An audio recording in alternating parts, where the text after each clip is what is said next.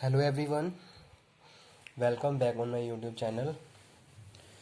Student, आज हम discuss करेंगे एनवायरमेंटल साइंस में एक नया टॉपिक जो कि है बायोडाइवर्सिटी। ठीक है, एक न्यू चैप्टर हम स्टार्ट करने जा रहे हैं आज से एनवायरनमेंट का, जिसमें हम बात करेंगे बायोडाइवर्सिटी के बारे में। स्टूडेंट, अब तक हमने जितने भी लेक्चर डिलीवर करे हैं, डिस्कस करे हैं, उसमें हमने बहुत सारे टॉपिक कवर अप कर लिए। ठीक है, जो एग्ज़ाम के पॉइंट ऑफ व्यू से भी इम्पॉर्टेंट है, तो वो सारे टॉपिक हम कवर अप कर चुके हैं। अगर आपको किसी भी टॉपिक में कोई प्रॉब्लम है तो आप मुझे कन्वे कर दीजिए, कांटेक्ट करिए, ताकि मैं अगेन उस टॉपिक को क्लियर करूं। उसके बाद आज जो हम स्टार्ट कर रहे हैं हमारा नया चैप्टर बायोडाइवर्सिटी का। ठीक है, इकोसिस्टम हमने कवर अप कर लिया। उसमें जो भी आपके सिलेबस के हिसाब से जो भी टॉपिक थे वो ऑलमोस्ट सारे टॉपिक हमने कवर अप कर लिए हैं। तो आज हम बात करेंगे बायोडाइवर्सिटी। तो सबसे पहले क्या कॉन्सेप्ट है बायोडाइवर्सिटी का, ये समझते हैं।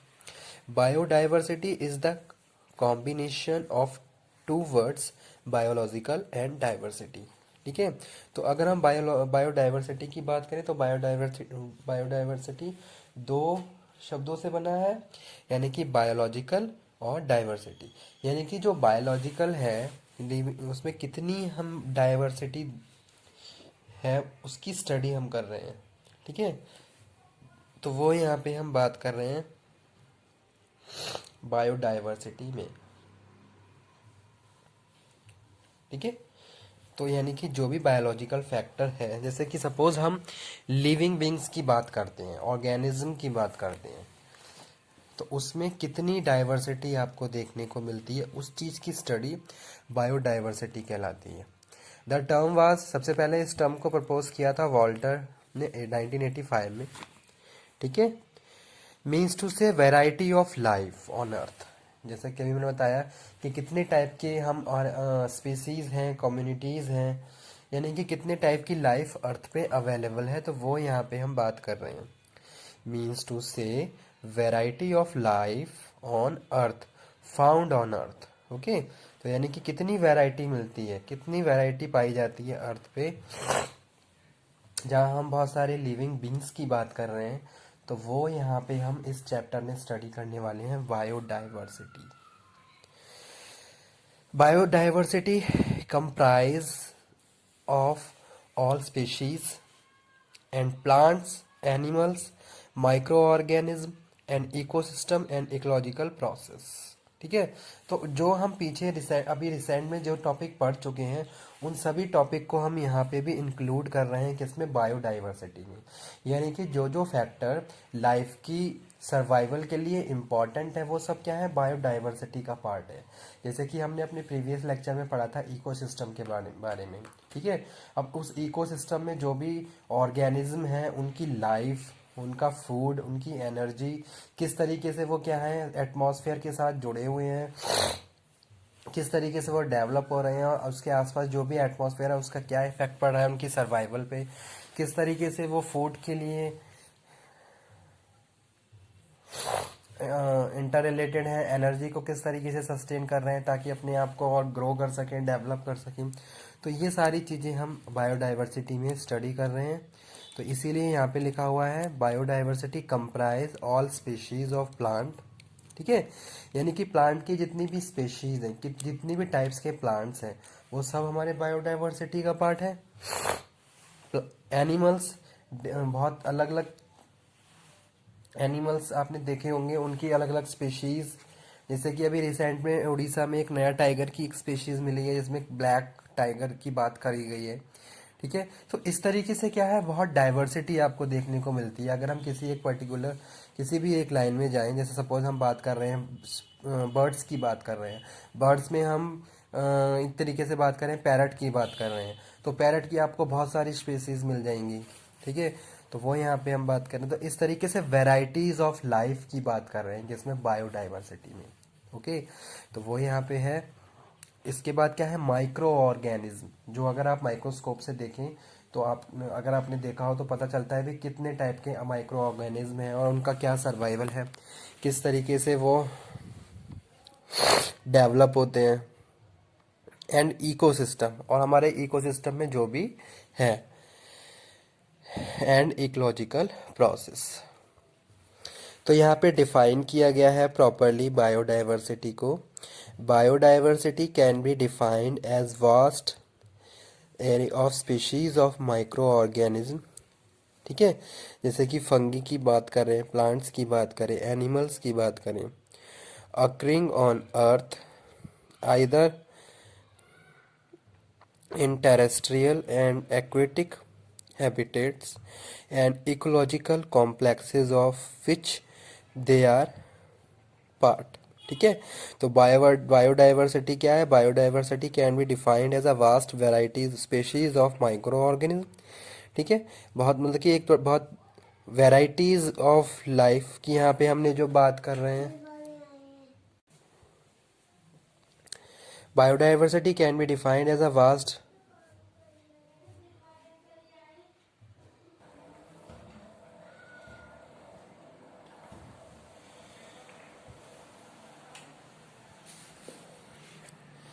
तो यहाँ पे हम बात कर रहे हैं किसकी, कि भाई varieties of life on earth, चाहे हम माइक्रो ऑर्गेनिज्म की बात करें, जैसे कि चाहे प्लांट्स की बात करें, एनिमल्स की बात करें, जो कि occurring on earth either terrestrial और एक्वेटिक। चाहे हम टेरेस्ट्रियल की बात कर रहे हैं, चाहे हम एक्वेटिक यानी कि पानी में बात कर रहे हैं। या तो अगर हम ज़मीन पे देखें तो ज़मीन में भी आपको बहुत सारी स्पेशीज़ मिल जाएंगी, कम्युनिटी मिल जाएगी एक तरीके से। अगर हम बात करें एक्वेटिक यानी कि पानी की बात करें, तो पानी में भी आपने देखा होगा बहुत सारी माइक्रो ऑर्गेनिज्म, बहुत सारे पेड़ पौधे, बहुत सारे आपने फिशेस। ठीक है, यानी कि जो पानी में रहने वाले जो जल जीव हैं, उनकी भी आपको बहुत सारी कम्युनिटी वहाँ पे देखने को मिलती है।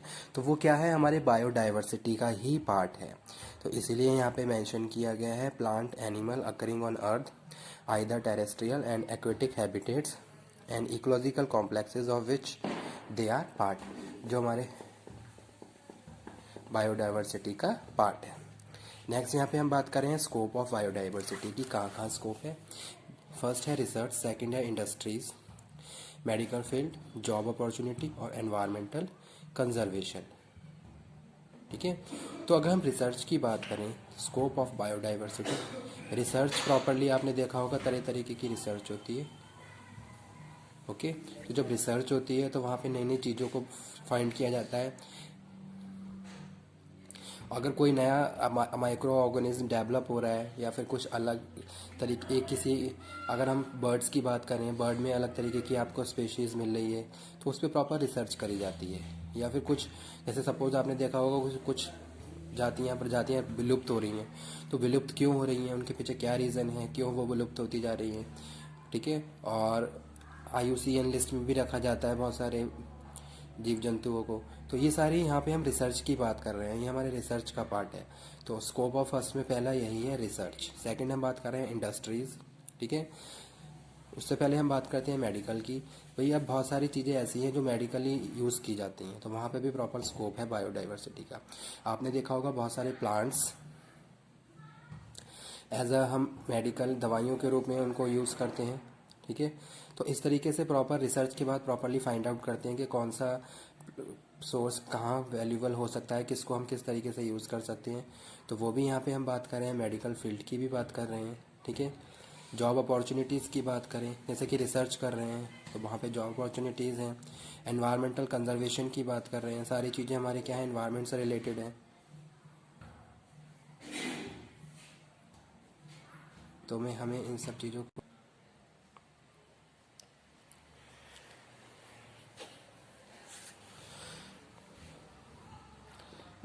तो हमारा आज का टॉपिक यही था, डिफाइन द बायोडाइवर्सिटी।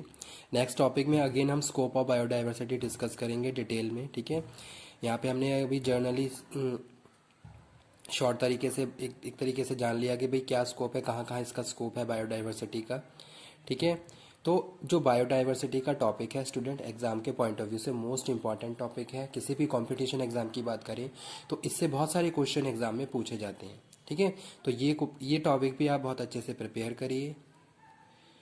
ओके, और एग्ज़ाम के पॉइंट ऑफ व्यू से कुछ, जैसे सपोज हम किसी भी सब्जेक्ट की तैयारी करें तो कुछ स्पेसिफिक टॉपिक जो एग्ज़ाम के पॉइंट ऑफ व्यू से इंपॉर्टेंट होते हैं वहाँ हमें ज़्यादा फोकस रखना चाहिए, ताकि हम वहाँ पे ज़्यादा अच्छी स्कोरिंग कर पाएँ। और साथ के साथ कुछ ऐसी करंट इश्यूज जो आज के टाइम में चल रहे हैं वो भी हमें प्रॉपरली अपनी नॉलेज में रखने चाहिए, ठीक है। तो क्योंकि इससे क्या होता है, मोस्ट इंपॉर्टेंट ये होता है कि भाई अगर जो करंट में चल रहा है उनसे बहुत ज़्यादा मैक्सिमम चांसेस होते हैं एग्जाम में आने वाले क्वेश्चंस के लिए, तो वहाँ से हम उन सारे टॉपिक्स को कवर कर सकते हैं।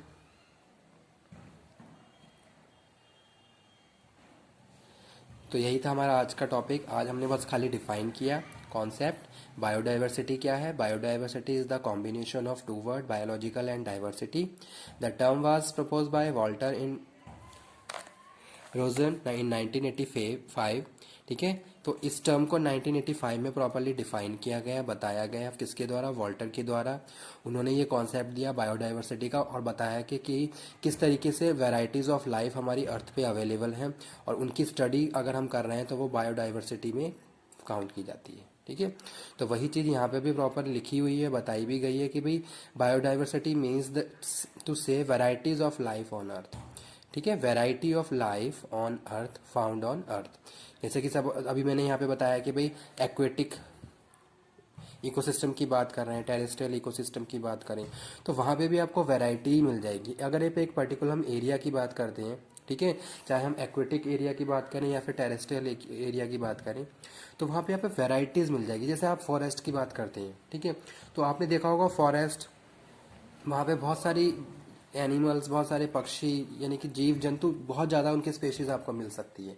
तो इस तरीके से एरिया वाइज भी क्या है, और वहाँ का जो एटमॉस्फेयर है, एनवायरनमेंट है, उसकी वजह से वहाँ पे जो भी एक तरीके से डाइवर्सिटी देखने को मिल रही है, ठीक है, चाहे हम एनिमल्स की बात करें, चाहे हम बर्ड्स की बात करें या माइक्रो ऑर्गेनिज्म की बात करें, तो जो जो हमारा एनवायरनमेंट है उसका इफेक्ट भी वहाँ पे पड़ता है और वहाँ इस तरीके से आपको वेरिएशन देखने में मिल सकते हैं लाइफ के, ठीक है। तो वही चीज़ यहाँ पे हम बात कर रहे हैं, variety of life on earth found on earth, that is biodiversity. Thank you.